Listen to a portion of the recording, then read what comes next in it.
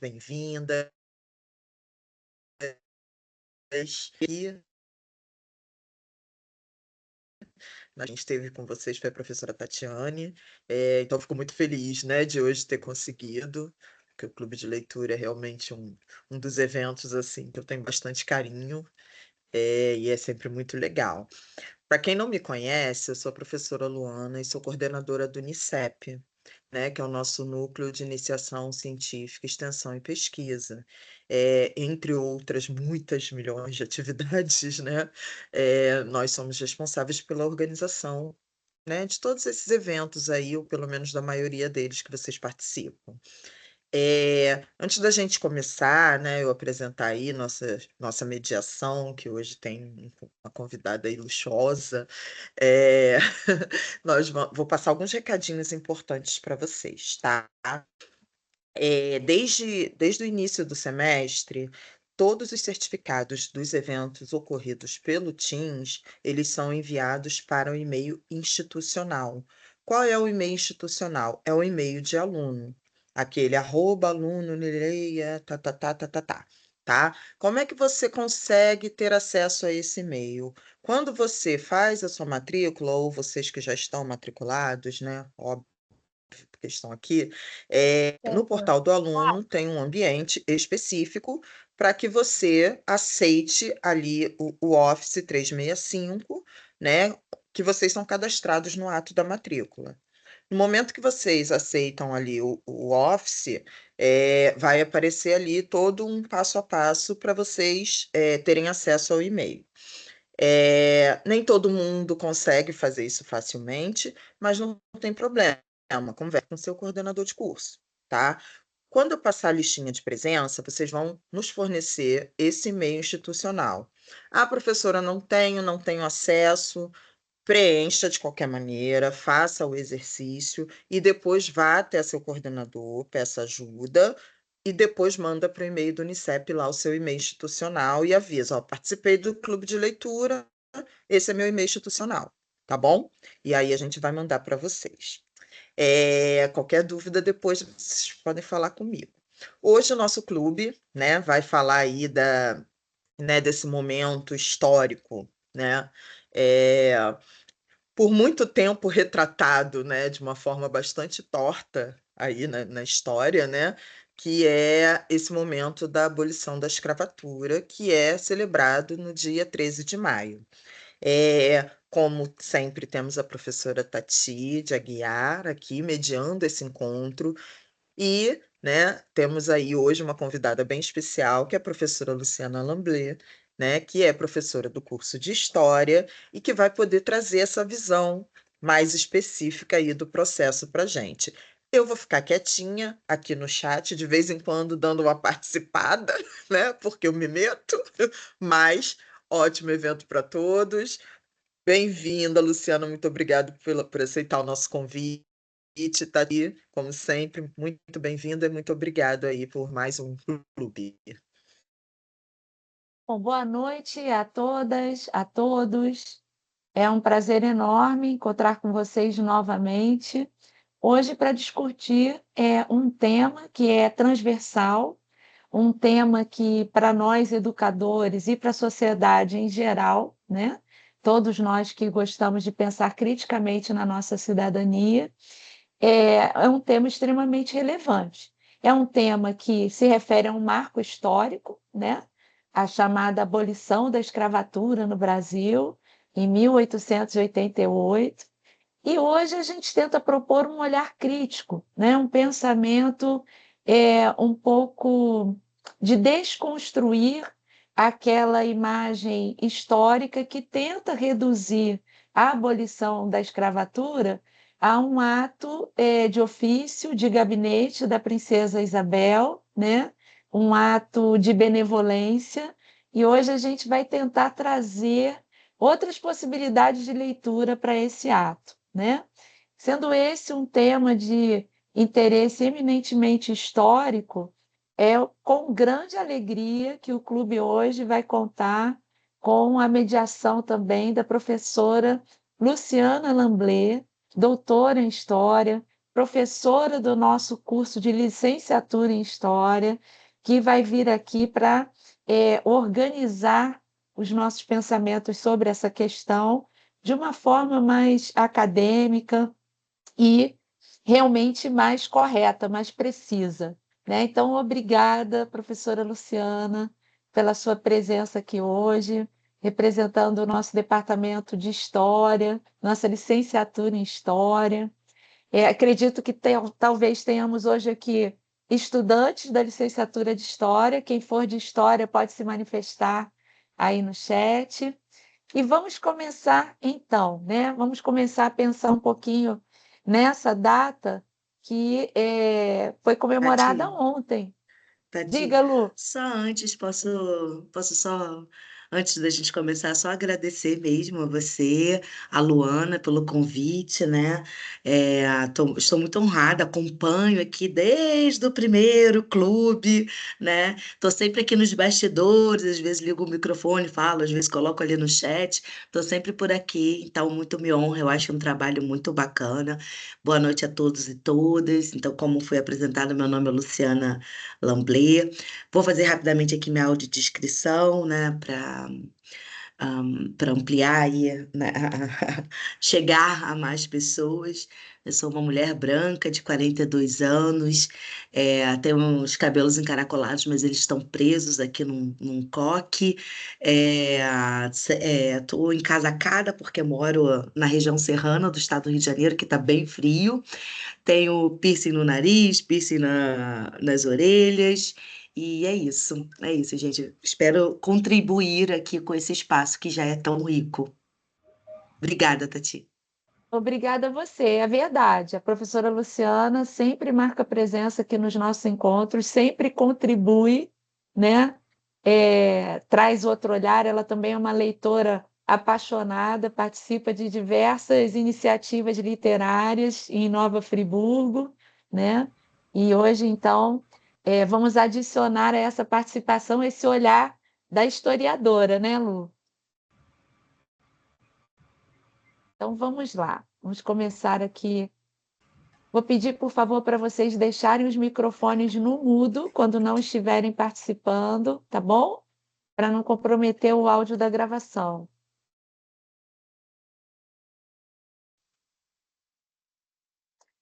Vocês estão vendo a tela? Vocês estão vendo o slide projetado aí direitinho? Sim, perfeito, Tati. Sim, Tati, tá vendo? Muito bem. Então, nosso encontro de hoje, abolição e reparação, entre palavras e histórias, encontros com nossas origens.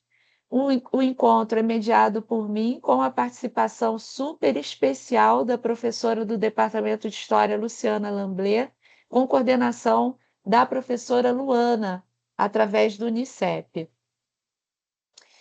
Muito bem, e para a gente começar a pensar nesse assunto, a gente vai fazer uma leitura de uma entrevista que é reproduzida num site, numa espécie de blog, um portal sobre história, que sempre traz muitos bate-papos, entrevistas, troca de ideias, que se chama Café História. Eu vou interromper aqui essa atual partilha de tela para poder reproduzir o texto. Eu já coloquei no chat, logo no início do encontro, os links para todos os materiais e sites que nós vamos ler hoje, fora outras dicas de materiais que não são diretamente abordados por mim aqui no encontro, ok? Para vocês poderem ler depois e ir formando o repertório de leitura de vocês sobre esse tema. Vou pedir para vocês usarem o levantar a mão, que fica na barra superior aqui do Teams, para a gente formar uma fila de leitores que vão contribuir com a nossa leitura solidária. Quem vai soltar a voz com a gente hoje aqui? Quem vai participar da leitura?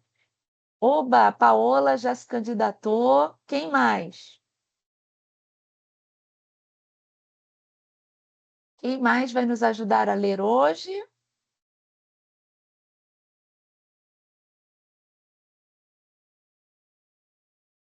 Vocês estão vendo a tela?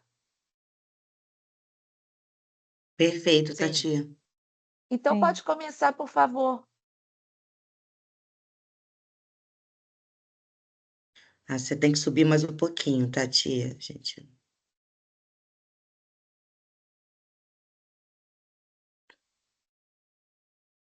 Você tá mutada, Tati. A gente não tá te ouvindo. Historiadoras comentam a abolição da escravidão no Brasil.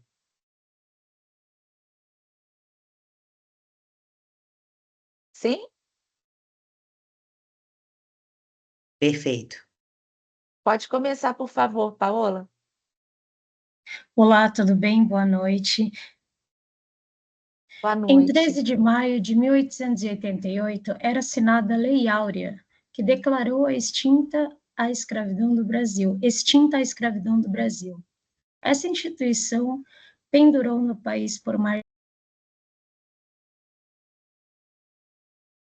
Ficou mudo, Paola. Pronto?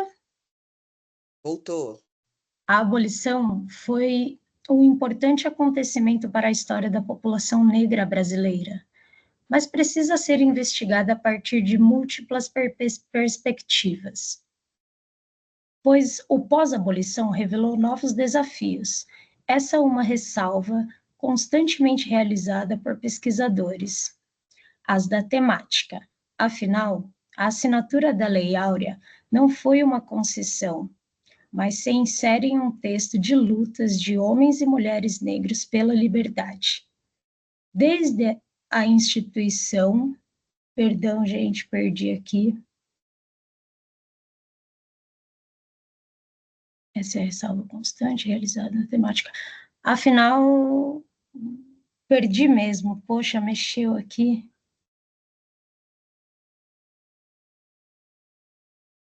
Desde Posso... a instituição. Posso continuar? posso continuar daqui? Afinal,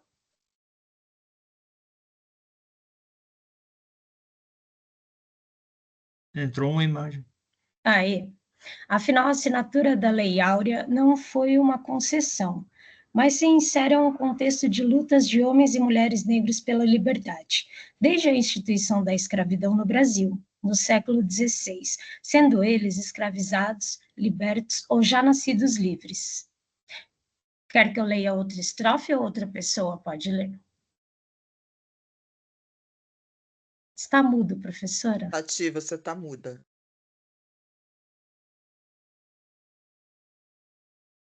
Pode prosseguir, por favor, Paola. Depois eu mudo Bom. para outros leitores.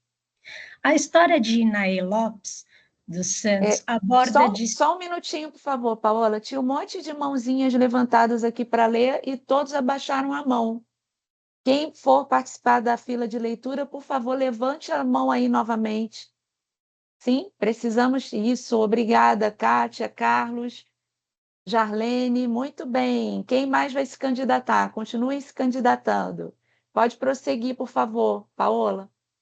A história Inaê Lopes dos Santos aborda distintas formas de resistência desempenhadas por homens, mulheres escravizados no livro História da África e do Brasil Afrodescendente. Dentre elas, havia a ação individual, que poderia incluir a realização mais lenta das tarefas atribuídas, fato que interferia nos lucros obtidos pelos senhores. Outra possibilidade era a fuga e a formação de quilombos, ou mocambos, espaços onde os quilombos poderiam organizar formas próprias de experimentar a liberdade. O movimento abolicionista Poderiam organizar forma... Agora, pronto, tinha uma aba na frente, perdão. O movimento abolicionista, que ganhou maiores proporções já no século XIX, foi outro elemento de pressão pelo fim cativeiro. Revoltas... Muito obrigada, Paola. De nada, de nada. Carlos, agora. Pode ir, por favor, Carlos. Depois vai você, Kátia. Isso. Pode seguir. Vamos lá? Revoltas com a Revolta dos Malês, 1835, Opa, está mexendo aí. Também constituíram em ações protagonizadas por homens e mulheres negros contra as imposições da lógica escravista. Em grande parte desses casos, as lutas pela conquista da liberdade eram combatidas pelas autoridades com diversas formas de punição, que poderiam incluir chibatadas em locais públicos, assim como morte e esquartejamento de seus líderes. Mesmo após a assinatura da Lei Áurea, o que ocorreu foi a continuidade de práticas discriminatórias baseadas nas questões étnico-raciais. Com o advento da República, em 1889, a construção de um Brasil civilizado esteve associada diretamente ao processo de embranquecimento da população, com intenções de acompanhar os moldes de civilização ditados pelo padrão europeu. A República Brasileira nascia pautada na marginalização da população negra. Muito obrigada, Carlos. Valeu. Quem pode prosseguir, por favor? Recentemente. Professora, a cada pessoa que entra, a minha imagem aqui, ela é desvirtuada, sabe? Aí aí vem o aviso da pessoa que está entrando. Aí a senhora me desculpe. Não, tudo bem, é só desabilitar as notificações para o chat e a entrada não ficar te importunando. Tá. Tá bom? Perfeito. Posso continuar? Obrigada. Pessoal, eu coloquei no chat o link para esse texto que nós estamos lendo agora, para quem quiser acessar diretamente o texto no seu computador ou no seu celular, sem depender da partilha de tela aqui no encontro, tá bom? Pode ir, por favor, Kátia. Recentemente, há uma semana da data que marca os 133 anos da abolição da escravidão, mais de 25 pessoas foram mortas durante a ação policial promovida no Morro do Jacarezinho, zona norte da cidade do Rio de Janeiro. A população das favelas, historicamente ocupadas, em sua maioria por pessoas negras, recebe um tratamento das instituições que reflete a estruturação do racismo na sociedade brasileira. Em meio às contradições que marcaram o 13 de maio de 1888, ainda é pertinente rememorar essa data nos dias de hoje. A fim de ampliar o debate sobre a assinatura da Lei Áurea e suas reverberações, o Café História convidou 4 historiadoras para abordar a questão. Cada uma delas, em suas respectivas áreas de pesquisas, elaborou material de áudio. Eles podem ser ouvidos abaixo com exclusividade. Continua? Pode continuar, por favor, só até a imagem da historiadora, e aí a gente vai ouvir o áudio. Tá. Historiadoras comentam. O Almir Albuquerque é professora do Departamento de História da Universidade Federal da Bahia e autora do livro O Jogo da Dissimulação, a Abolição e Cidadania Negra no Brasil. A ela perguntamos como o processo de racialização, marcado pela discriminação baseada na raça, contribuiu para a manutenção de privilégios da branquitude após a assinatura da Lei Áurea. A historiadora destaca que o fim da escravidão foi acompanhado por processos de defesa da desigualdade racial. Perguntamos também como as ações combativas de sujeitos históricos negros contribuíram no questionamento dos lugares sociais que as classes dominantes procuravam impor. Obrigada. Vamos ouvir agora o áudio.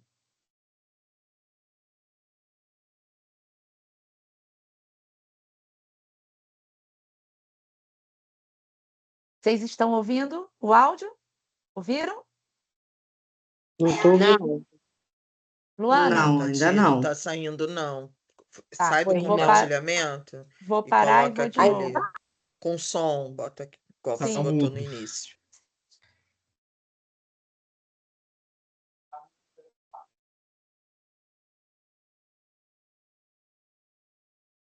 Ariadne! ouviram a introdução? Sim, perfeito. Sim. Olá, Thaís, muito obrigada pelas perguntas. Vou tentar ser breve aqui na minha resposta às questões que você coloca. Veja, todo o processo de racialização, ele já tem em si o propósito, né, a finalidade de garantir algum tipo de privilégio, né? E, em geral, é um privilégio marcado pela condição racial. Então, a gente vê que o processo de racialização que a gente discute nesse período de crise do escravismo e no imediato pós-abolição diz respeito a uma tentativa de manutenção desses lugares sociais justificados, né, por uma suposta inferioridade racial da população negra, né? Isso me parece muito importante para pensar como que o abolicionismo e o plano, né, de acabar com a escravidão, ele foi extremamente marcado pela defesa da desigualdade racial. Então, ao mesmo tempo que se construiu um projeto nacional em que era possível ver no horizonte o que até então não era, uma sociedade sem a escravidão como instituição, ao mesmo tempo não se conseguia vislumbrar qualquer possibilidade de uma sociedade que não fosse marcada pela desigualdade racial. Quanto à segunda questão, né, que você me propõe, que é de falar um pouco acerca do papel desempenhado pelos sujeitos históricos negros, né, militantes, intelectuais, né, que agiram, que viveram esse momento, né, da crise do escravismo e como que eles se colocam questionando o lugar que as classes dominantes tentavam lhes impor. As formas de resistência, as formas de construção de projetos políticos, de projetos nacionais que vão prever, vão lutar pela igualdade racial, estão colocadas no Brasil desde que chegou o primeiro navio negreiro. Então, essas formas, né, de resistir, essas formas de se contrapor a esses projetos excludentes, elas ficam muito marcadas aí na crise do escravismo e se dá de várias maneiras. Então, tanto a gente pode falar sobre aqueles que vão estar na linha de frente na luta contra a escravidão, defendendo a abolição imediata nos jornais, nas tribunas do parlamento, em comícios na rua, fazendo campanha abolicionista, inclusive em fazendas de cana-de-açúcar, de café e tal. A gente pode falar também daqueles que vão se organizar para garantir a compra de alforrias coletivas, ou daqueles outros que também vão ter em conta a elaboração de projetos, como fez o André Rebouças, de imaginar que o fim da escravidão deve prever também uma divisão das terras do Estado para garantir uma emancipação de fato, longe da tutela desses ex-senhores, né? Então, o papel dessas pessoas é fundamental, foi decisiva para que se garantisse a articulação, inclusive, dos trabalhadores negros e negras no pós-abolição. Muito bem. Antes de nós continuarmos com os nossos outros textos de hoje, o que vocês gostariam de comentar sobre o que nós lemos e ouvimos até agora? O que chama a atenção de vocês? Professora Luciana também gostaria de destacar alguma coisa que é mais relevante?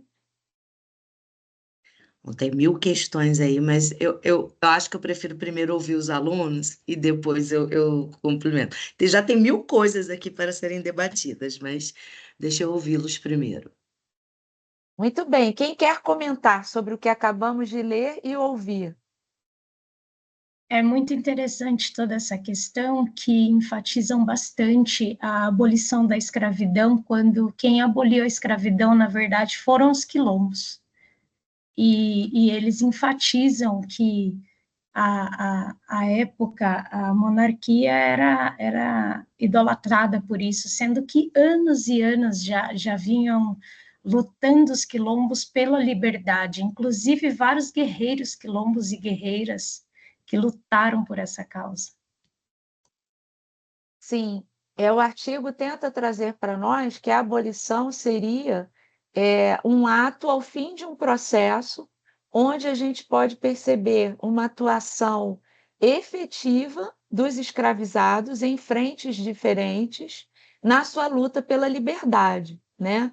Então, nós tínhamos, por exemplo, irmandades que se reuniam e montavam uma espécie de consórcio, uma criação de um crédito que pudesse comprar as alforrias dos seus participantes. Nós tivemos os quilombos, tivemos as revoltas, né? Como, por exemplo, a revolta dos malês, que foi uma revolta de grande vulto, envolvendo os mussurumins, que eram os escravizados que professavam a fé islâmica na Bahia, né?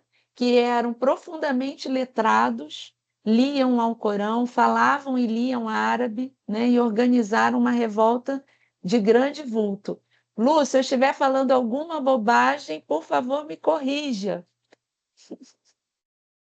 Imagina, nenhuma. Mais alguém? Ah, Carlos quer falar, né? Depois eu falo. Vamos lá, Sim, Carlos. sim, professoras. O que eu achei interessante foi essa tentativa de embranquecimento da população, não é isso?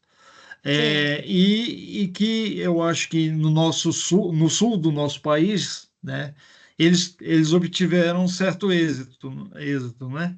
E, e também eu vejo na América Latina, assim, no sul da América Latina, né, Argentina, por exemplo, né, você praticamente não vê negros, né? Não, Uruguai, talvez Paraguai, né? Ou seja, é algo relevante, né? Que eu até gostaria da opinião das senhoras aí a esse é. respeito. Vou pedir Obrigado. ajuda à Lu. Eu acho que o sul do nosso país sofreu um processo de colonização com características próprias, né? Tivemos uma imigração grande de alemães, italianos, que vieram para trabalhar nas lavouras, então acaba adquirindo uma outra feição, né? Não houve a mesma quantidade de escravizados que foram recebidos, por exemplo, na Bahia, no Rio de Janeiro, no Maranhão, né? Lu, quer comentar isso um pouquinho? Bom, vamos lá. Sobre essa questão, de forma mais pontual. A questão do sul do Brasil, né? Você teve escravidão, porém, em termos quantitativos, foi menor, porque até pelo tipo de trabalho, né? Você tinha um foco muito mais na pecuária, que demanda menos mão de obra do que, por exemplo, um engenho de açúcar, uma plantação de café. Então, né, a quantidade de pessoas que você precisa para a plantação, para a agricultura, para a agroexportação, é muito maior do que o que você precisa para a pecuária, para o charque, para o couro, né, que foi forte ali, principalmente nos Pampas.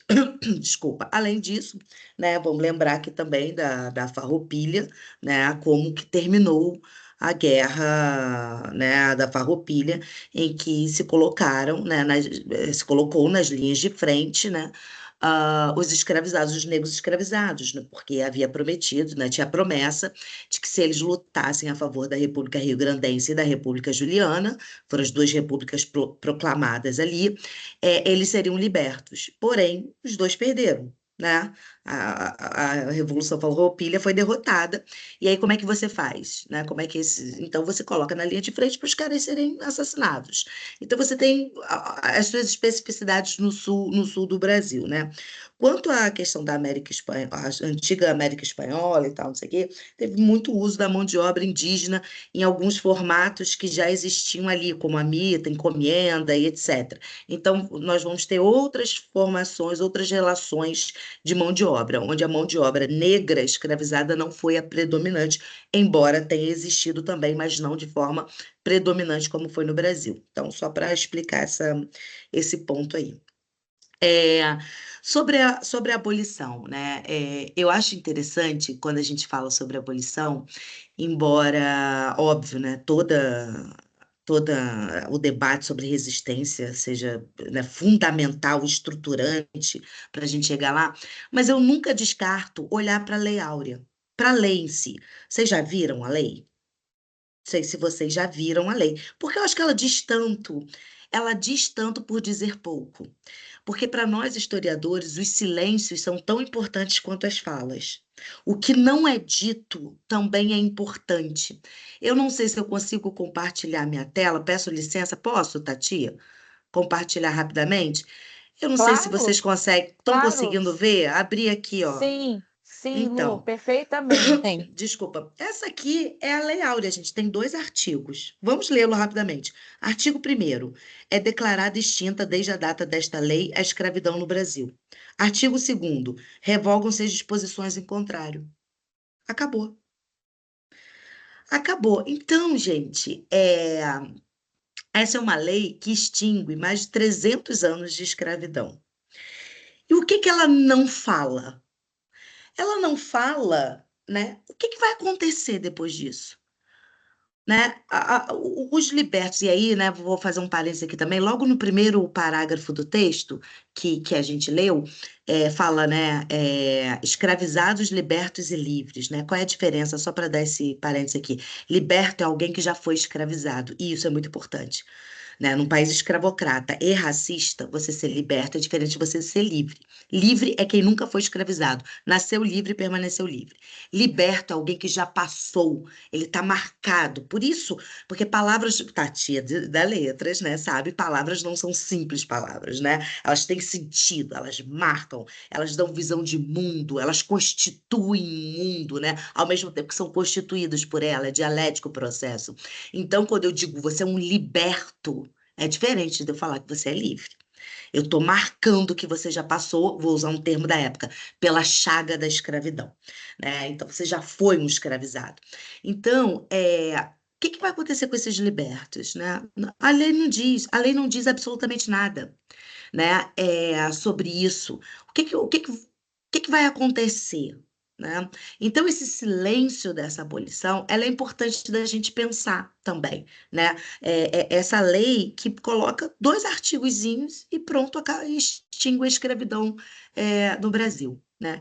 Outro ponto que eu acho interessante da gente relembrar, quem tiver um pouquinho mais aí de idade, mais ou menos a mesma idade que eu, vai lembrar que o nosso feriado era 13 de maio.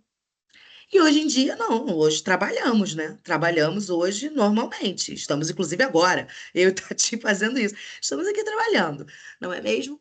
Por quê? O feriado foi deslocado. Foi deslocado para quando? Quem é que sabe?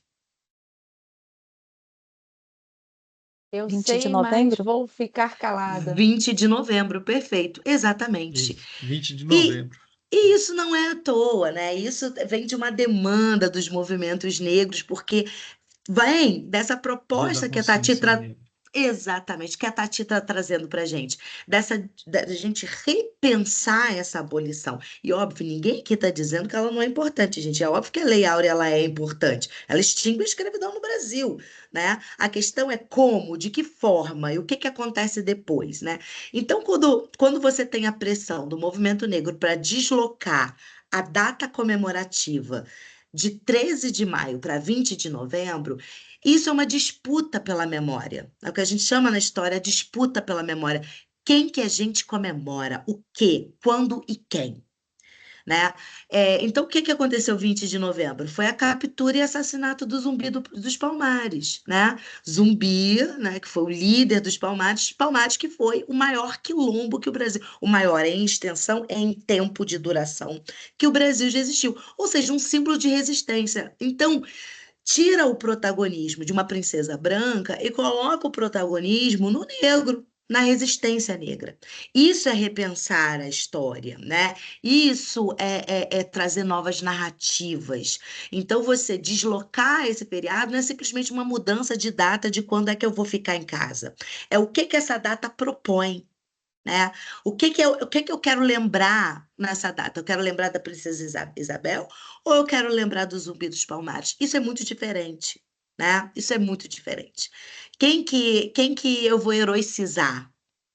É a princesa Isabel ou é o Zumbi dos Palmares enquanto símbolo de uma resistência negra como um todo?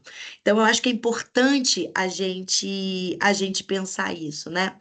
E, rapidamente, para dar também a palavra a vocês, não ficar aqui falando muito, gente, se deixar, só essa semana mesmo eu dei 100 minutos de aula só sobre isso. Então, assim, lá no colégio. Então, colégio que eu dou aula. Então, assim, a gente não pode esquecer dos legados da escravidão, né?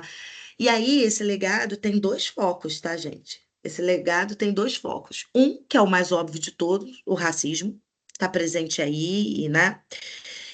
Só que esse racismo vai conversar, vai dialogar com outro legado da escravidão, que a gente costuma dar uma esquecidinha aí, né? Porque às vezes não é, né, tão interessante lembrar, que é a riqueza que essa escravidão construiu e que se perpetua. Então, vou dar um exemplo para vocês. 14 historiadores entraram com uma ação no Ministério Público Federal contra o Banco do Brasil. Quando você pega a lista de fundadores, acionistas, e diretores do Banco do Brasil, você vai ver a origem desse dinheiro. Esse dinheiro vai estar atrelado ao tráfico negreiro. Esse dinheiro vai estar atrelado à escravidão. Isso é só um exemplo, tá? O processo ainda está correndo na justiça, mas o primeiro passo para uma reparação histórica já aconteceu. O Banco do Brasil já reconheceu. Então, oficialmente, o Banco do Brasil reconhece que sim, né, que muito do seu dinheiro, que muito da sua força, que veio do tráfico, vou usar um termo da época, tá? Da venda, do comércio de almas, né? Então, assim, esse dinheiro tem a marca, tem a mancha da escravidão, tem a mancha do açoite, tem a mancha do sangue negro, né? E fora as riquezas familiares, tá, gente? Né? Então, a gente não pode esquecer que a escravidão era um grande negócio, o comércio negreiro era um grande negócio, né?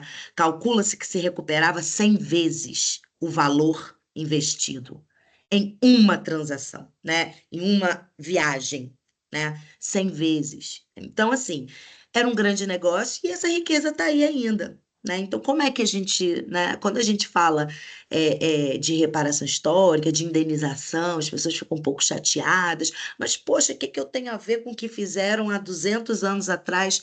Ah, tem, meu amor, tem. Porque essa riqueza tá aí, ó, se alimentando até hoje. Então, é importante a gente pensar nesse legado, né? No que deixou, né? As heranças dessa escravidão. Bom, falei demais, desculpa, gente, eu me empolgo. Lu, perfeito, né? A professora Luciana resumiu brilhantemente os principais tópicos que a gente queria discutir hoje, que a gente queria trazer como reflexão para vocês. Muita informação interessante e nova para mim. Acabei de descobrir essa origem da riqueza do Banco do Brasil, né? Realmente estarrecedor. Apenas complementando, quando a professora Luciana fala dessas riquezas que se perpetuam até hoje, as riquezas que não são só as tangíveis, as materiais, mas as riquezas, entre aspas, simbólicas, que se perpetuam através dos privilégios, né? Através de toda uma cultura de privilégio que reverencia e beneficia a branquitude em detrimento de todos os outros, né? Então, são assuntos realmente impactantes, estarrecedores e que a gente precisa lembrar, discutir, divulgar, justamente para ir desconstruindo esse olhar, né? Então, vamos agora, já que estamos falando que esse processo que vai culminar na abolição da escravatura, ele é um processo que surge de pressões externas, né, Lu? A gente tem a questão da pressão da Inglaterra, que queria uma mão de obra livre e assalariada para comprar os seus produtos industrializados, manufaturados, de uma revolução industrial que, com perdão do trocadilho, ia a todo vapor, né? Então, a gente tem essa pressão da Inglaterra de um lado, e esse é o foco que a gente queria dar hoje, né? Nós temos um longo processo histórico de rebeliões, fugas, organização através de irmandades, captação de dinheiro, distribuição de dinheiro para compra de alforrias, feitas pelos escravizados e pelos africanos que aqui já estavam libertos ou livres participando dessa luta, né? Então, hoje a gente celebra esse processo da luta dos africanos escravizados ou libertos ou livres, que influenciou diretamente. Estou até me lembrando do primeiro verso do Samba Kizomba, né? Valeu Zumbi, o grito forte dos palmares, que moveu terras, céus e mares, influenciando a abolição, né? Hoje a gente quer discutir isso, como essa luta negra influenciou diretamente na abolição. Então, vamos ver agora um pouco desses personagens, e aí já vou deixando uma pergunta de provocação. Eu quero que vocês vejam as imagens já pensando se vocês aprenderam sobre esses personagens na escola e o quanto aprenderam.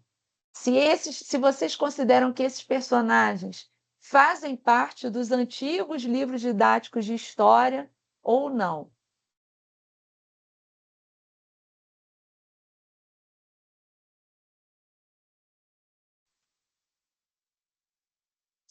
Vocês estão vendo a tela? Sim? Perfeito, Sim. Tati. E onde estão nossos leitores? Continuam de mãozinhas levantadas? Levantem novamente as mãos. Olha que beleza, já surgiram vários. Muito bem. Paola, vou deixar você para o finalzinho da fila, porque você já leu, tá bom? Tranquilo, professora. Acho que eu cliquei várias vezes, aí levantou Não, mas a mãozinha. continua aí, continua Tá aí. bom, obrigada. Tatiana, pode começar, por favor? Existe um mito no imaginário popular. Aliás, vou ler primeiro. Conheço 13 brasileiros que lutaram pelo fim da escravidão no Brasil. Descolonize.educa. Existe um mito no imaginário popular brasileiro de que os negros aceitaram, sem resistir à escravidão. Pensam que somente o indígena lutou pela liberdade e os africanos trazidos para cá, não. Muitas pessoas ainda acreditam que a população negra ficou aguardando a boa vontade e o bom coração da monarquia de abolir a escravidão no dia 13 de maio. Quando a Lei Áurea foi assinada, estima-se que mais de 70% da população negra já era livre por meios próprios. A verdade é que houve muitas revoltas, insurreições, organização política, fugas, alforrias compradas, quilombos, inteligência e tecnologia negra envolvida no processo de luta pela liberdade. Eu falo nos cursos de letramento racial que os negros não colaboraram apenas com mão de obra na construção do Brasil, mas também existiram nesse país intelectualmente para desarticular com a escravidão aqui. Conheço algum desses nomes que lutaram física e intelectualmente contra a escravidão. Existem muitos outros, como eles, em cada estado do Brasil. Quem pode seguir? Deixa eu ver aqui quem está em segundo. Consuelo, por favor. Conheçam alguns desses nomes que não. Luiz Gama.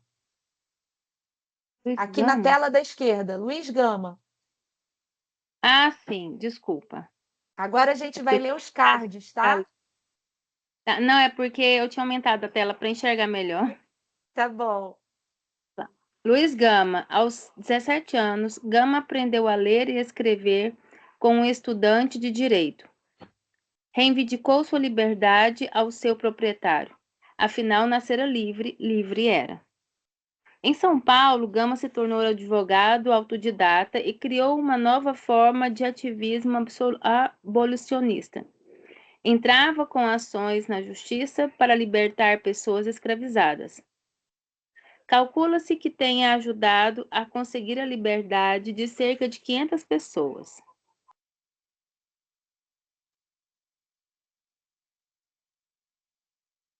Consuelo, pode continuar? Tá. José do Patrocínio. Nasceu em 1853, em Campos dos Goitacazes, Rio de Janeiro. José foi um jornalista, político, escritor e liderança do movimento abolicionista brasileiro, que teve grande destaque na proclamação da República. Conhecido como o Tigre da Abolição, dedicou parte da sua vida à luta pela abolição da escravidão. Juntamente com André Rebouças e Joaquim Nabuco, José do Patrocínio fundou a Confederação Abolicionista em 1883, que almejava unir as diversas entidades nacionais que lutavam pela abolição da escravidão. Pode continuar? Pode, por favor. André Rebouças. André Rebouças nasceu na Bahia em 1838, em uma família negra, livre e incluída na sociedade imperial. Quando jovem, estudou engenharia e começou a trabalhar na área. As ideias dele incluíam não apenas o fim da escravidão. Ele propunha que os libertos tivessem acesso à terra e a direitos para serem integrados, não marginalizados. É preciso dar terra ao negro. A escravidão é um crime. O latifúndio é uma atrocidade. Não há comunismo na minha nacionalização do solo. É pura e simplesmente democracia rural, proclamou Rebouças. Negro Cosme. Negro Cosme, também conhecido como Cosme Bento das Chagas, foi uma das figuras centrais da Balaiada, revolta popular que ocorreu no Maranhão entre 1838 e 1841. Revolta da Balaiada, da qual Cosme foi um dos principais mobilizadores, uniu escravizados, vaqueiros, lavradores, indígenas e outros grupos marginalizados em busca de melhores condições de vida no Maranhão. Em seu auge, a chamada Revolta da Balaiada chegou a reunir 12.000 pessoas no Maranhão. Muito bem, obrigada, Consuelo. Eu vou agora passar rapidamente para vocês, por uma questão de tempo, o link para essa página no Instagram com essa publicação. Eu já coloquei no chat, vou colocar novamente, juntamente com vários outros materiais. Então, só para a gente ter uma ideia, ó, Maria Firmina dos Reis, Teresa de Benguela, Dragão do Mar, o Jangadeiro, Maria Aranha, Adelina a Charuteira e diversos outros personagens. Aqui, João Cândido vai falar para nós sobre o prosseguimento dos castigos à chibata mesmo após a abolição da escravidão. Então, João Cândido não lutou para a abolição, né? Ele é de um momento posterior, mas ele representa a perpetuação dessa dinâmica de castigo e de crueldade com os ex-escravizados. E vários outros. Pacífico Licutã é um dos principais personagens da Revolta dos Malês, né? A maior revolta que tivemos aqui. Um líder religioso extremamente culto. Um dado interessante é que os mussurumins que participaram, né, os africanos muçulmanos que participaram da Revolta dos Malês, em sua maioria, eram mais letrados e cultos, mais alfabetizados do que os senhores de escravos da época, né? Então, isso é muito interessante de a gente pensar nessa potência intelectual que esses africanos trouxeram para o Brasil, né? E diversos outros personagens que vocês vão poder acompanhar acessando essa página. Vamos agora, então, ao nosso... Vamos voltar lá para a nossa apresentação. Vocês estão vendo aí na tela? Sim? Esse já vimos. E agora eu quero um leitor ou uma leitora para ler para nós esse poema do poeta Oliveira Silveira. Vocês conhecem Oliveira Silveira? Alguém já tinha ouvido falar? Já ouvi sim, professora. Não. Não? Ouvi, Quem não. sabe quem foi Oliveira Silveira? Ele já é falecido, faleceu em 2009. Quem sabe? Oliveira Silveira foi professor, ele é gaúcho, era gaúcho, né? Era do sul do Brasil. Interessante que hoje nós falamos de sul do Brasil e temos aqui um professor ativista dos movimentos da negritude que era gaúcho. E a ele se atribui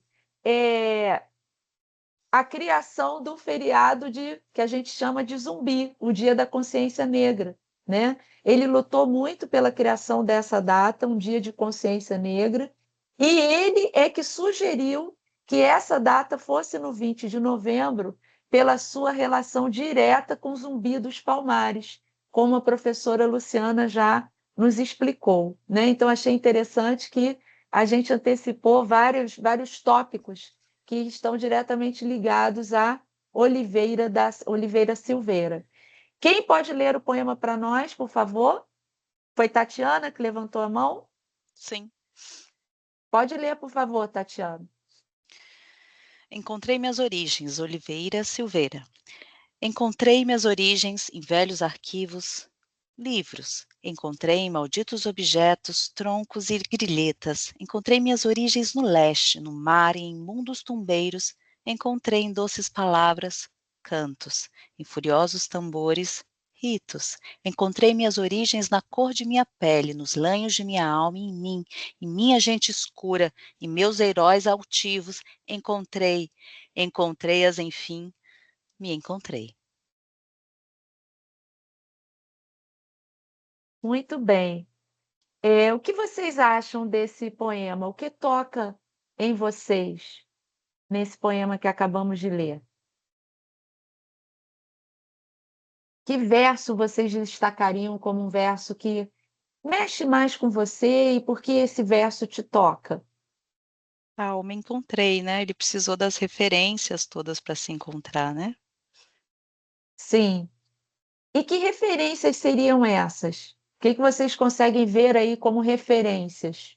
Gente escura, heróis altivos, nas origens, né? Muito Curiosos bom. tambores. Falando também sobre os tambores de Umbanda, as origens, como capoeira e tudo mais. Sim. E temos a escravização aqui presente, né? Que é o tronco. Troncos. Sim, Os imundos tumbeiros, né, que seriam os É, navios negreiros, né? exatamente. Esse aí é Exatamente. tocante. Tumbeiro é um outro Imundos nome para o navio negreiro. Isso. Sabe o que eu achei? Adorei, eu não conhecia. Eu adorei. Sabe o que eu achei muito bonito? O final, né? Porque ele vai encontrando as origens e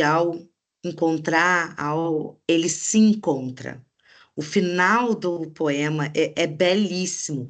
Encontrei-as, enfim, me encontrei, né? Então, para a gente ver a importância do direito à memória e à verdade histórica, para a gente se encontrar, para que a gente saiba, né, quem nós somos, qual é a nossa identidade, né, a importância desse conhecimento, né, e para que as coisas sejam reveladas, para que a história seja narrada, né, para que a gente se encontre. Eu achei assim belíssimo e esse final foi assim, nossa, especial.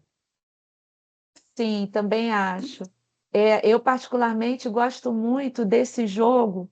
Encontrei minhas origens na cor de minha pele, nos lanhos da minha alma.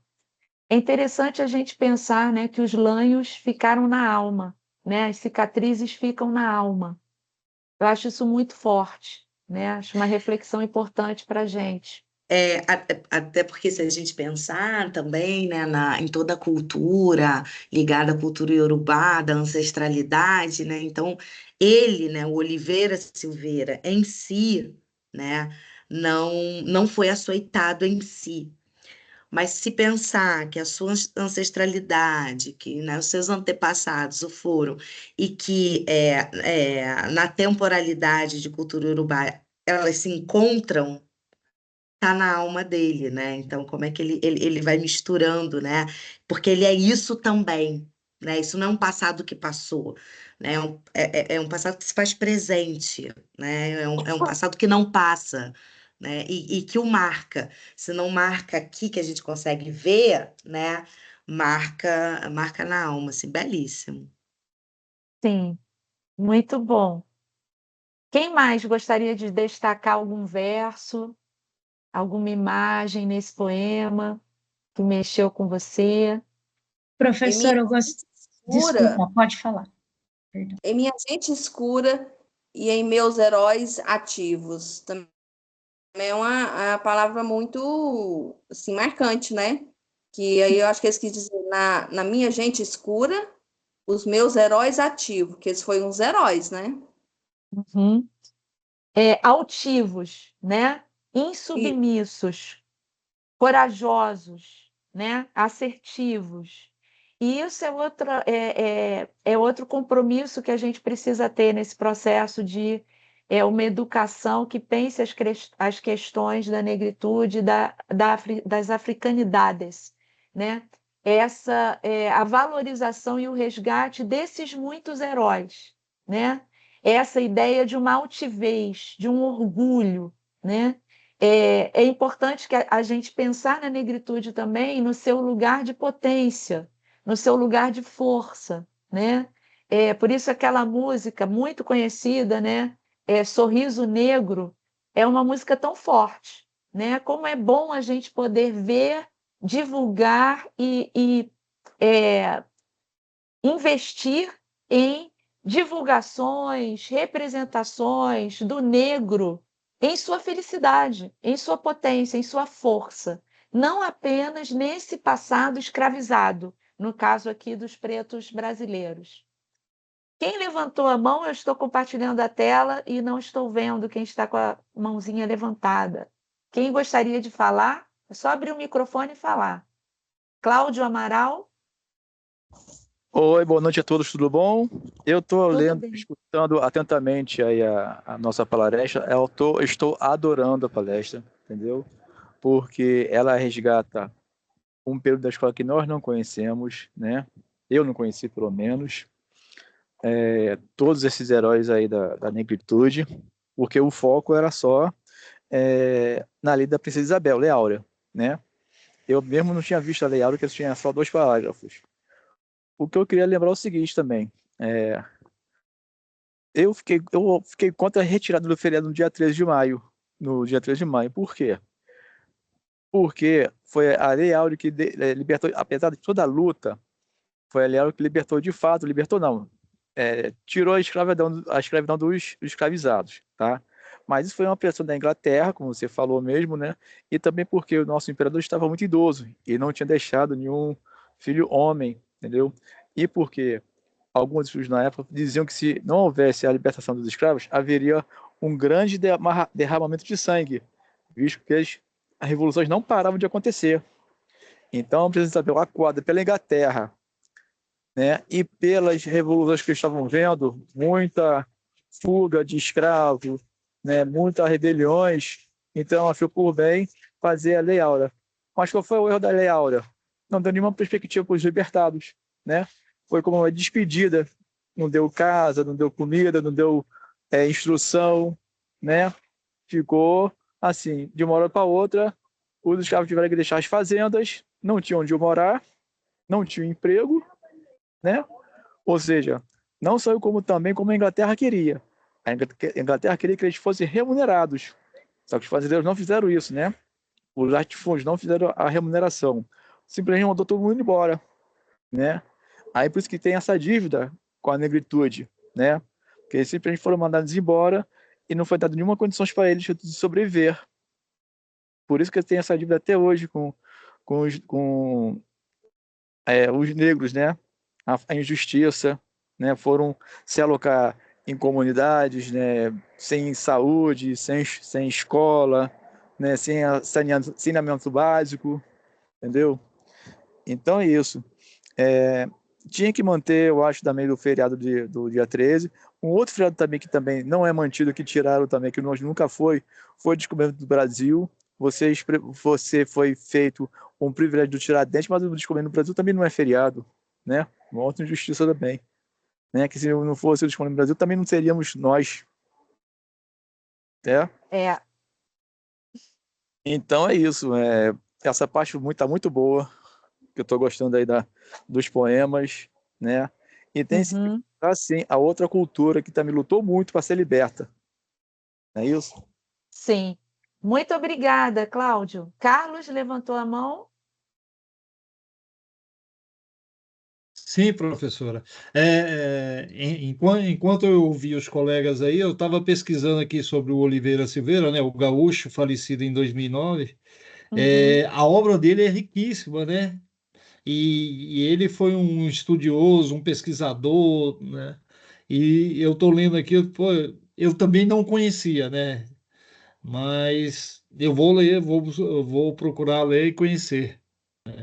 Sim, muito, muito. Eu no material eu coloquei para vocês a declamação de outro poema dele no YouTube. E há também, vamos colocar de novo aqui. Há também alguns artigos sobre o Oliveira Silveira, sobre a poesia dele. Seria É, nomes em carvão? sim, exatamente. E vocês podem pesquisar, encontrar artigos sobre a obra dele. Muito bem. Para a gente avançar para a parte final do nosso encontro, eu queria perguntar para vocês: quem não conhecia vários daqueles heróis altivos que nós vimos no material do Instagram? Vocês conheciam todos? Alguém conhecia todos? Teresa de Benguela, Maria Aranha, Luiz Gama, Preto Cosme. Vocês conheciam todos? Não. Eu não conhecia todos. Já tinha visto falar em alguns assim, pelo meu segundo grau, né? Mas nem todos. Ah, sim. Para Eu a também não. gente Também também não. não. Eu acredito que a maioria não tenha ouvido falar, né? Fora que Não. alguns heróis, às vezes, são trabalhados, são trazidos para nós sem que se destaque a sua origem negra. Eu acho que isso também é um fator que a gente precisa destacar. Alguns, quando são mencionados, não se destaca a sua origem negra, né? E aí eu queria aproveitar esse gancho para perguntar para a professora Luciana como é que ela vê o ensino dessa parte da nossa história hoje na escola, né? A professora Luciana está no chão da escola. Como a abolição da escravatura é trabalhada hoje e qual o espaço desses heróis altivos da luta abolicionista, né? Esses heróis pretos, qual o espaço desses heróis no que a gente chamaria de uma história oficial, professora Luciana? Eu acho que nós tivemos avanços assim muito, muito importantes, né? É, acho que um passo inicial, acho que a gente não pode deixar de reconhecer, que é a Lei 10.639, né, que torna, de 2003 a lei, né, torna obrigatório o ensino de história e cultura de África, né, e afro-brasileira na escola. E é importante ressaltar que isso não está limitado à disciplina de história, tá? Né? Geralmente as pessoas, não, tá lá a história, o pessoal de história que tem que. Não, história, arte, literatura, né? Ela tem que ser transversal. Isso é um ponto muito importante, é uma forma de reparação histórica, porque entende-se que o conhecimento é chave fundamental para o combate ao racismo, né? Então, e essa pressão legal e legislativa, ela acaba por forçar aí, né, a força da lei fez com que as pessoas se mobilizassem. Vou dar aqui um exemplo bem básico. Quando eu fiz a minha graduação de História, não tinha História da África, porque eu entrei na faculdade em 2000, a lei é de 2003. Então, assim, por isso que a lei é importante, né? Porque ela força ali, né? E hoje é impensável, inclusive fora da legislação, não é autorizada nenhuma faculdade de história que não tenha história da África, né? Isso não pode acontecer. É uma questão legal mesmo.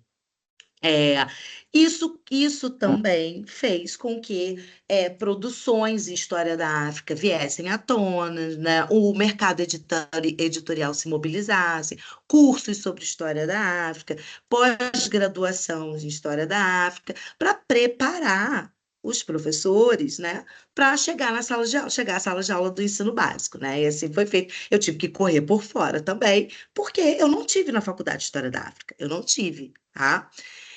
Porque a lei não pode retroceder. Eu já estava na faculdade, até que se faz concurso público, cria-se a cadeira de História da África, nananana. Eu já tinha acabado a faculdade, já estava no mestrado, doutorado, nem, né? E aí eu corri por fora. Bom, isso faz com que os livros didáticos e os professores tivessem que se articular. E quando chega isso na sala de aula, vai chegar com uma narrativa negra. Vai chegar com uma narrativa africana. Isso é muito interessante, né? Então, historiadores negros, né? Historiadores africanos falando da sua própria história, né? Então, hoje a gente tem um ensino muito mais crítico, né? A gente tem um ensino... Eu vejo muitos avanços, né? Eu tenho 21 anos de sala de aula, quando eu comecei a sala de aula, quando eu pego hoje, a diferença, né? Então, e os alunos mesmo também, querendo saber, e questionando, e perguntando, e se interessando por esse debate muito mais amplo e profundo. Claro que não tem como, né, principalmente se falando de uma realidade, por exemplo, de ensino médio, que é muito pressionado por vestibular e tal, tem como você trabalhar, né, todos os heróis, não tem como, seria uma infinidade, mas a gente vai citando e vai dando esses exemplos. No fundamental você tem mais tempo para isso, mas no médio é mais corrido. Mas eu vejo muitos avanços, Tati. Eu vejo muitos avanços da minha época de aluna, do meu início como professora e hoje em dia, né? Como se ampliou o debate e ele está mais crítico, né? Mais aprofundado nesse sentido. Inclusive, vou levar esse poema para a sala de aula que eu achei maravilhoso, assim. E não só com a questão negra, mas também, por exemplo, eu vejo isso muito com a questão indígena. É impressionante como o debate ampliou também, né, da questão indígena. Então, assim, porque nós também temos a lei, né, de obrigatoriedade. Então, assim, esses marcos são muito importantes. Só que a gente precisa lembrar que nada disso caiu do céu. É fruto de muita luta, de muita pressão política. Por isso que é importante, gente, a mobilização, a sociedade civil mobilizar, cobrar, né, prestar atenção o que está sendo discutido, né, no Congresso, na Câmara dos Vereadores, na Câmara dos Deputados, porque essas leis são importantes, sim, né? Elas acabam pressionando a ponta, né? E fazem parte dessa desconstrução. Só mais um exemplozinho, né? Quando a gente vai trabalhar com história africana, a gente fala, né, de filosofias africanas, né, africanidades, e a gente fala também da questão das religiosidades. E aí não tem um ano que eu não receba mensagens de alunos, ou alunos não venham falar comigo no particular, agradecendo, porque aí a gente vai falar, né, de orixás, de Exu, de encruzilhada, né, da filosofia da encruzilhada e tal, que vieram também falar assim, Lu, gente, eu achava que era o demônio, eu tinha horror, e não sei o que, chuta que é macumba, e nananã, e nananã. Falou assim, olha, desconstruiu, assim, nossa, quanta bobagem que eu falava, que eu pensava, e tal. Então, assim, você vê que bate, sabe? Cumpre uma função muito importante, porque é isso, porque é desconhecimento, né? É o desconhecimento da coisa. E aí, quando eu explico o que eles significam, né, a cosmovisão, a origem do mundo, o que é, eles ficam assim, ué, mas então é isso? É isso. Então, eu acho muito importante, muito significativo.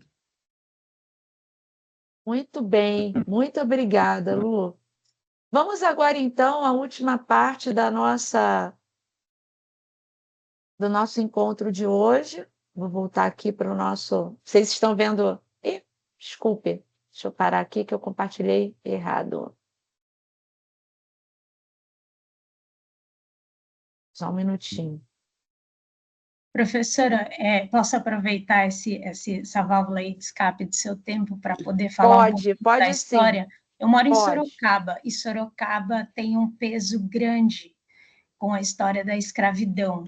Inclusive, temos a Serra de Araçoiaba, onde os quilombos se escondiam nas matas, porque era produzida, né, a resistência dos escravos na fazenda Ipanema, durante o auge da produção do ferro real. Inclusive, todo mundo enfatiza Sorocaba por ser uma grande área industrial, e essa área industrial também tem a maior parte do trabalho escravocrata.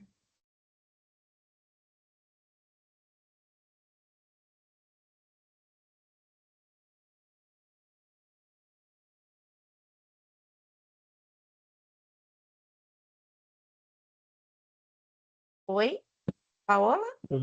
Oi. Conseguiu escutar, professora? Sim, Sim, sim, perfeitamente, Paola, perfeito. Neto vai comer feijão? Muito obrigada. Vai comer feijão? E eu acho, Paula, que você levantou uma questão muito importante. Eu sugiro, né? Porque às vezes a gente não conhece a história local, né? Porque em escola a gente não trabalha muito isso, ou a gente trabalha lá no Fundamental 1, né? As professoras de Fundamental 1, aí trabalha ali um pouco do seu bairro, mas a gente ainda é muito. Né? A gente ainda é muito criança, a gente ainda não tem determinados instrumentos. E depois, quando a gente cresce, a gente já tem uma determinada criticidade, instrumento, a gente não estuda a nossa região, a nossa cidade, né? Aquela coisa local mesmo, né? Principalmente a gente que não, né? Se não estiver na capital, se não tiver São Paulo, Rio de Janeiro, né? Brasília, aí meio que não estuda muito.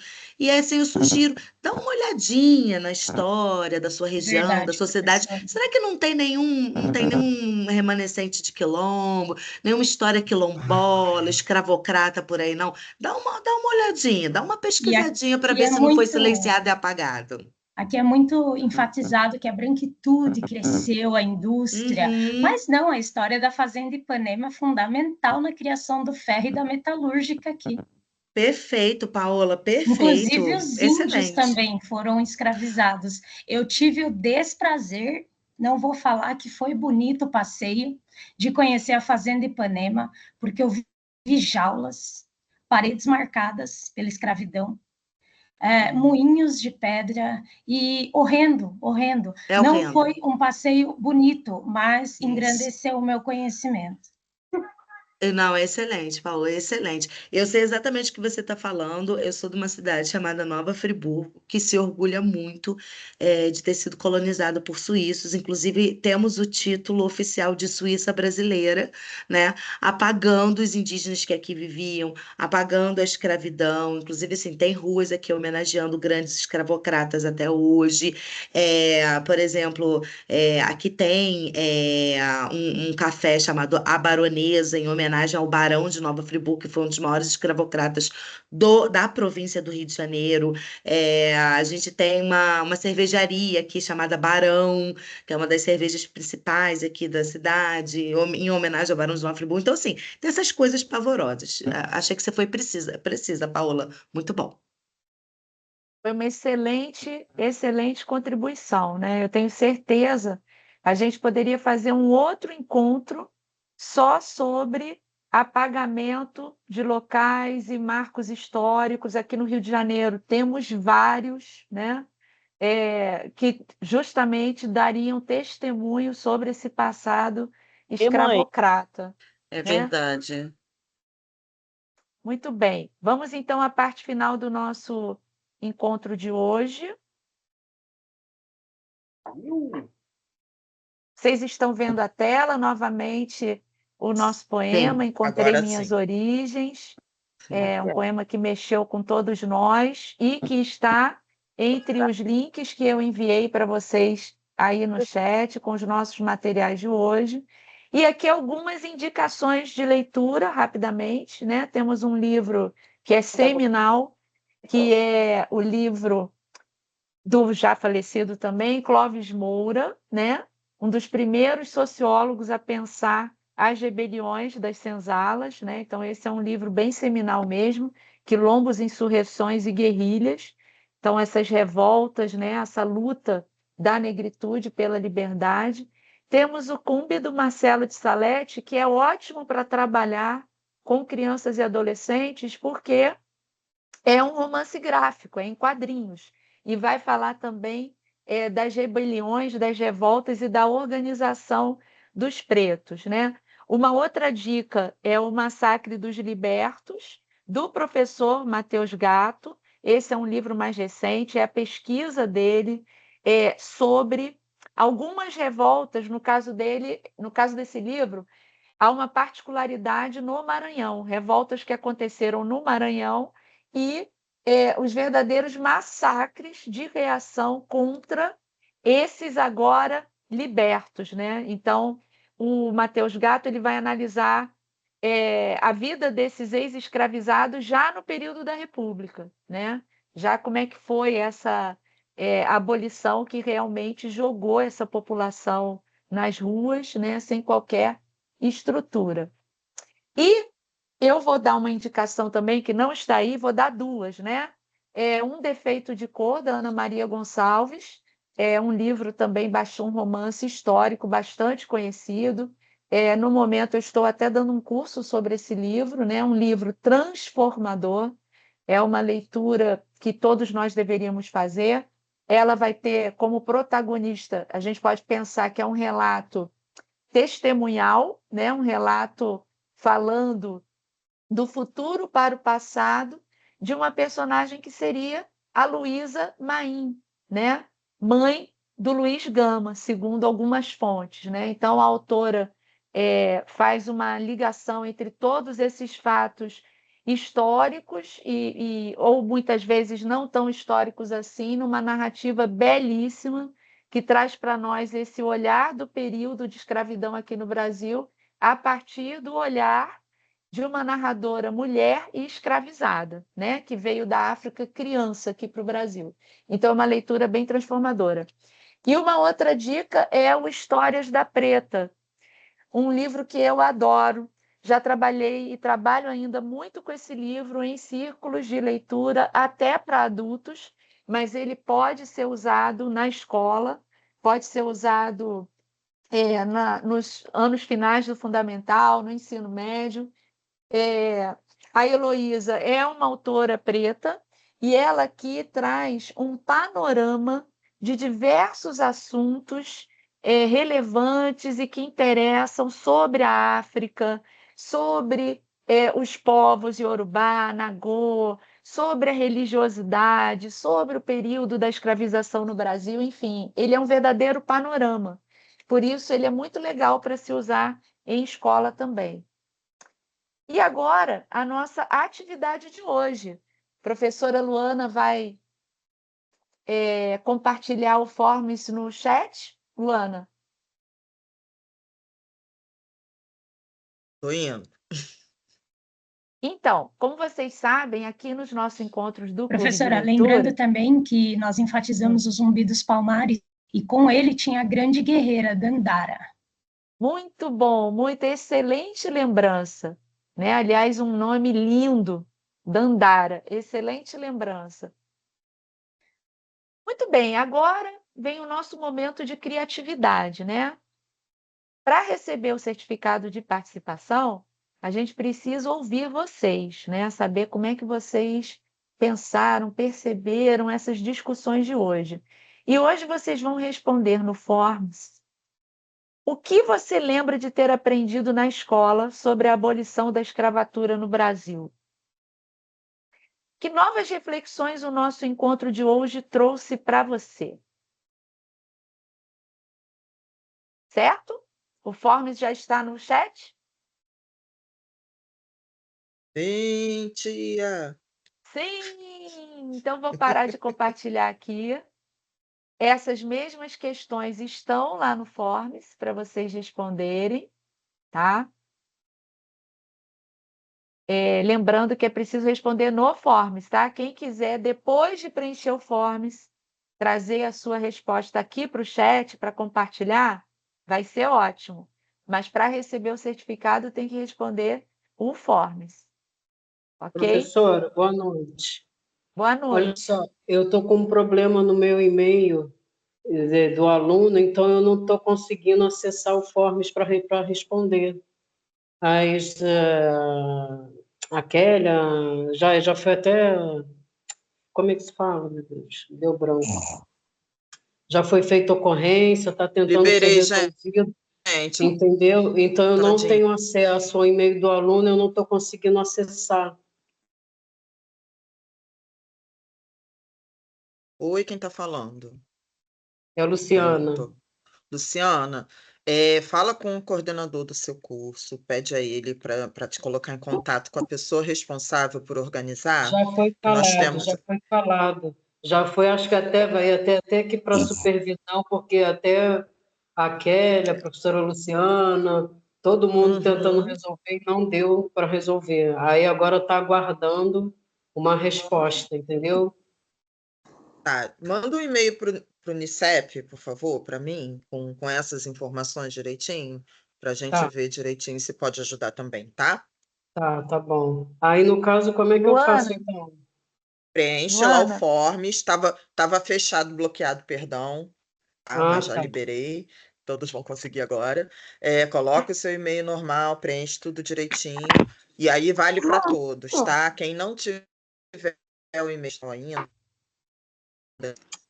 Peraí que eu vou quem ver. tiver essa atividade direitinho, corre lá com o coordenador, providencie o seu e-mail, porque o que que acontece, gente? O e-mail institucional, ele é importante por alguns motivos, né? Primeiro que é o nosso canal oficial de comunicação, né? No e-mail institucional, a gente consegue garantir, né, que o material, que o certificado, ou seja, o que for, está chegando até vocês. Depois é uma questão de segurança de dados, então LGPD, né? Sendo um e-mail da faculdade, a gente tem como garantir a segurança dos dados de vocês. No e-mail institucional, no e-mail pessoal, a gente não tem como garantir isso, né? Além disso, é também uma forma de você, né, melhorar essa sensação de pertencimento. Então, é importante. E essa mudança, para quem é mais antigo, sabe que antes a gente enviava para todos os e-mails, né? É uma mudança que veio da direção acadêmica. Então, é algo que a gente tem que acatar, tá? Quem ia falar, pode Luana, falar. Sim, Luana, quem pode tá falando falar. é deixa eu te falar, como que eu faço para igual eu tô no celular? Onde que eu vou aqui para mim estar no coisa para estar respondendo? Quando você clicar no Forms, você vai sair daqui. O celular vai te encaminhar para outra página. Aí vai abrir o Google. Se você não conseguir, manda lá o e-mail do Unicep com aquelas informações que eu pedi, tá? O nome, seu nome completo, o e-mail institucional e fala que participou aqui do clube. Que aí eu coloco lá você junto na lista lá para emissão de certificado. Luana, eu acho que o formulário não está abrindo, não. Está pedindo. Não, agora tá, já liberei. Tá Para abrindo, mim, tá abrindo. pediu. Envia de novo, liberei, por favor, aqui no chat. Tava bloqueado mesmo. Envia de Gente, novo, por favor. Dessa parte da configuração. Às vezes Alô, uma acontece. pergunta, por favor. Alô? Oi. Pode falar. Essa resposta. Fechou seu microfone.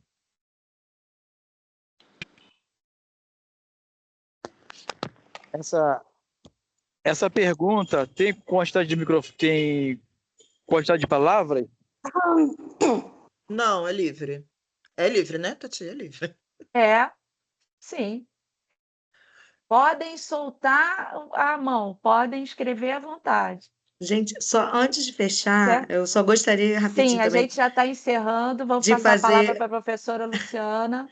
Não, só de fazer uma indicação de leitura, assim, eu indico muito, na reportagem que a Tati trouxe, mencionou uma historiadora chamada Inaê Lopes dos Santos, é uma historiadora muito, muito interessante, e ela tem 2 livros que eu acho que são livros muito importantes, principalmente para quem quer começar a estudar o tema, a se apropriar, a se instrumentalizar, especialmente para quem aí vai se tornar professor, eu acho, mas para todo mundo, né? Um cidadão em geral, tá? Um é Racismo Brasileiro, uma história da formação do país, e o outro é História da África e do Brasil Afrodescendente. Então, são 2 livros da Inaê Lopes que eu indico demais, só para ficar a dica aí, tá bom? Ela é realmente uma historiadora muito interessante, e esses livros ela escreveu para o grande público. Então, assim, não precisa ser historiador, não precisa ser pesquisador, não precisa fazer faculdade de história, ser professor de história. Ela escreve mesmo, e esse é um dos diferenciais dela. Ela não fica escrevendo para os pares, né? Ela quer atingir o maior público possível. Então, assim, são livros, ó, deles sim de serem lidos nesse sentido, da fluidez da escrita, né? Óbvio que o tema é pesadíssimo, mas, assim, são ótimos e acho que ajudam a gente a refletir, inclusive, quem nós somos enquanto sociedade e o que a gente pode fazer para mudar isso. Muito bom, muito bom. Queria aproveitar, o nosso encontro hoje já está se encerrando, né? Agora é só realmente preencher o formulário. Vocês têm até amanhã, né, Luana? Que fica aberto para preencher? Isso. Fica até amanhã. O link já está aí para vocês. Eu agradeço imensamente a presença hoje da professora Luciana Lamblé, que deu ao nosso encontro realmente uma consistência, um escopo historiográfico maravilhoso, né? Acho que muitos de nós vimos hoje pela primeira vez o quanto a Lei Áurea, na verdade, são 2 parágrafos, né? Que literalmente libertam sem fazer mais nada, não há nenhum pensamento a posterior, né?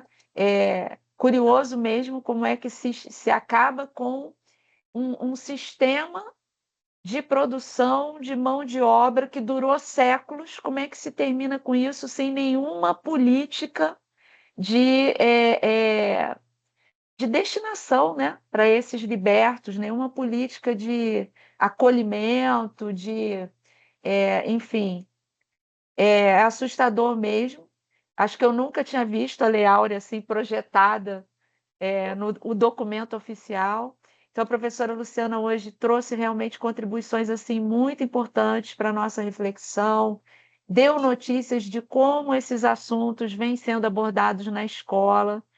Então, agradeço profundamente a presença e a participação dela. Né, Luana? Foi uma honra para nós, né? Toda certeza. Na verdade, eu não tinha nem roupa para esse encontro, porque, né, estudei Estou à história disposição. lá estudei história lá no tempo, né, de tia Teteca. Peguei também essa fase de que história negra, né, não era falada. Sou muito interessada, gosto muito de leitura, então, né, claro que me atualizei em muitas coisas, mas nada substitui o conhecimento de quem está ali participando e ensinando né, e estudando sobre isso. Eu agradeço muito, eu acho que a história dos antepassados, né, inclusive quando você citou a questão da religião, me identifiquei muito, porque para mim é ancestralidade pura, né, é basicamente isso. E dia 13 também foi dia de Preto Velho, né, que é para os umbandistas também, uma data muito importante, que marca essa ancestralidade, né? Eu acho que conhecer e respeitar a história, porque hoje nós todos estamos aqui, graças a toda essa história que aconteceu, né? E quando se fala em reparação histórica, não é essa questão de, poxa, vou ter que pagar por coisa que os outros fizeram. Reparação histórica é a ideia de que o que se foi feito lá atrás foi errado. E E reflete hoje, e reverbera hoje. até exatamente, quando você vai nas comunidades, a maioria é negra. Sabemos que as comunidades são locais onde a qualidade de vida é complicada. Os empregos, que a gente chama de subempregos, né, que são os empregos, digamos, menos remunerados, onde se tem menos respeito pelo trabalhador, menos direitos, eles são, na maioria, negros. Infelizmente, a gente ainda tem a escravidão moderna. O Ministério do Trabalho, a todo momento, encontra pessoas vivendo em situação de escravidão. Olha para essas pessoas, maioria negra. Isso reverbera, gente. Vocês querendo ou não, vocês gostando ou não, né? Não é uma questão de gostar. E a questão religiosa, ela é cultural. né? Então, assim, você está no seu direito, você está na sua liberdade de fazer a escolha dos seus, do seu caminho religioso ou nenhum caminho religioso, né? Professora Luciana que né, sabe muito sobre isso também, mas isso não significa que a gente não deva respeitar, porque a gente está falando de um caminho religioso que vem lá do passado. E um dos poucos caminhos onde a ancestralidade ela é respeitada e ela é exaltada, né? E você lembra do Então, ter aprendido na escola sobre a abolição da escravatura no Brasil? tá me perguntando ou tá só falando que o microfone está aberto? As leis, né? Silene, Com o seu microfone microfone está aberto. aberto. Bom, então é isso, gente. Eu acho que a gente pode encerrar. Quem tiver com Muito dúvida aí sobre o obrigada. e-mail, essas coisas, depois que eu encerrar a gravação, pode ficar que eu fico mais um pouquinho para ajudar vocês aí, tá? Gente, eu Lu, coloquei muito aqui no chat, obrigada. nada, Lu, só um chat. Eu coloquei aqui no chat, o pessoal pediu o nome dos livros da professora historiadora Inaê Lopes, estão aqui no chat, tá, gente? Eu coloquei aqui os 2 livros que eu citei, Racismo Brasileiro e História da África e do Brasil Afrodescendente. E mais uma vez agradecer o convite e dizer que eu estou à disposição sempre que precisarem, sempre que eu puder contribuir. Luana, Tati, estou por aqui. Agradecer também todo mundo aqui, o debate, né, a participação, a galera sempre participando, parabéns, assim, a galera engajada. Eu percebo que o pessoal tem o maior carinho pelo clube, eu fico muito feliz por isso. Parabéns ao trabalho de vocês dois e estou sempre por aqui. Boa noite. Muito Boa obrigada, noite, Lu. professora Luciana. Boa noite, Lu. Muito obrigada, tá? Obrigada, Tati, por mais esse encontro. Professor João também, que é um espectador ativo e frequente também, assim como a Sim, professora Boa Luciana noite, Lomblé. Então, professores. muito obrigada aí por toda a colaboração, e gente. Vou obrigada, encerrar a professor gravação. João. Luana, só para pontuar, professor João participou ativamente do chat, fez várias Sim, indicações, fez vários comentários, tirou dúvidas. Então, muito obrigada também, professor João, pela participação, pelo apoio ao nosso encontro de hoje. é Obrigado, verdade. Vou professores. Eu encerrar estava a aqui mais como gravação, espectador. mas participou bastante.